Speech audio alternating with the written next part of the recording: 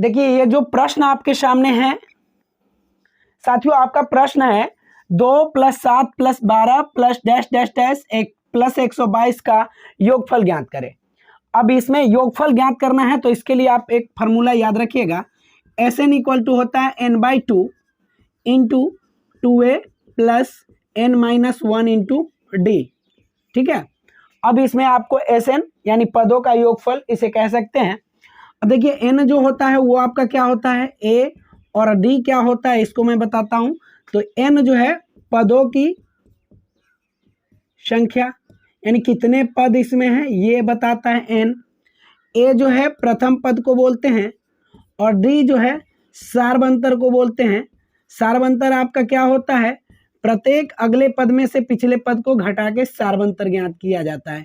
यानी T2 में से आप T1 को घटाते हैं तो आपको सार्वंतर मिल जाएंगे। ठीक है साथियों, अब यहाँ जब इस प्रश्न के संदर्भ में आप देखेंगे तो यहाँ पर प्रथम पद जो है आपका 2 है, और D अगला पद जो है 7 है, उसमें से पिछला पद घटा लीजिए। तो अगला पद 7 है और पिछला पद 2 है, तो 7 में से 2 घटाइएगा तो 5 आपको आ जाएगा। और ज़रूरत आपको n की पड़ेगी, तो n आपको मालूम नहीं है, लेकिन इसका अंतिम पद जो है वो मालूम है। अंतिम पद कितना है साथियों, 122। इसको हम कर सकते हैं Tn, अंतिम पद जो है 122 है।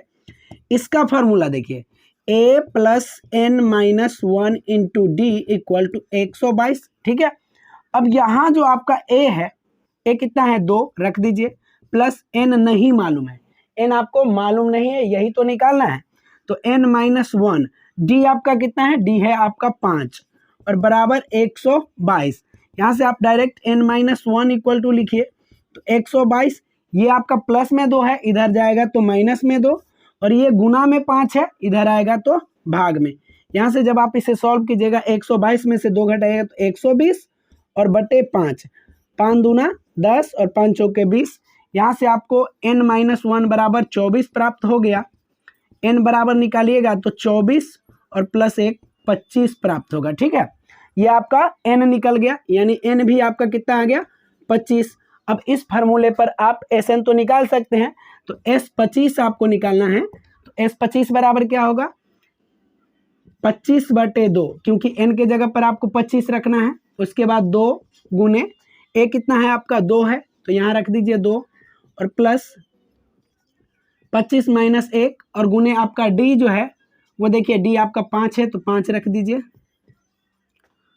इसको सॉल्व कीजिएगा तो 25/2, 2 और 2 दूनी 4 हो जाएगा आपका, और प्लस 25 में से 1 घटाएगा 24, 24 को 5 से गुना कीजिएगा तो ये आपका 120, ये आपका था ही 24 × 5 = 120, 25/2 और गुने इसको जोड़ लीजिएगा तो 120 और 4 124 आ जाएगा।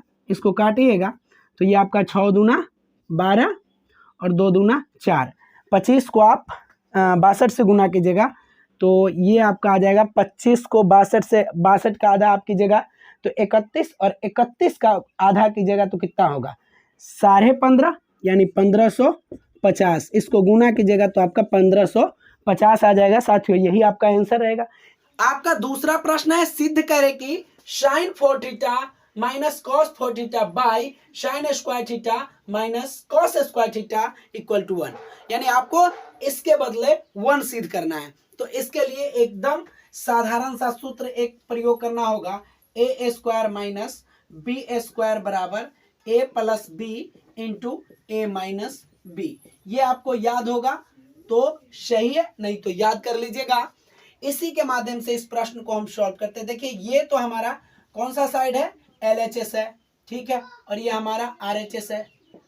अब हम लिखेंगे LHS = क्या है, sin 4θ माइनस cos 4θ और by sin square θ minus cos square θ। इसको किस रूप में लिखना है तो आप देख सकते हैं, a² - b² के रूप में लिखना है।